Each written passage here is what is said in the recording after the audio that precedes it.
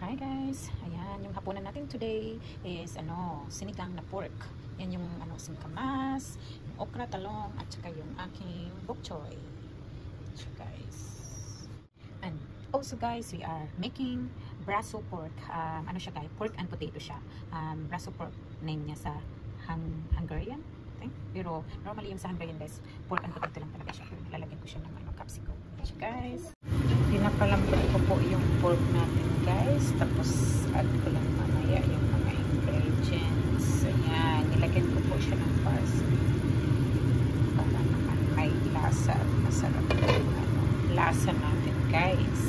Ayan guys, hinalo ko na yung mga gulay natin sa ating sinigang.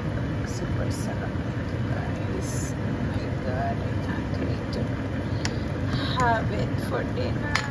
May okra din siya guys kasi kailangan natin ng sustansya, pampasustansya.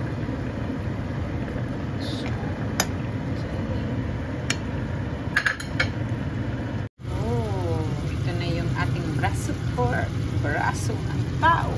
Ayan siya guys. Sigurito niya parang lang yan siya sa atin, parang minuto siguro. Pero yung sa kanila, ganyan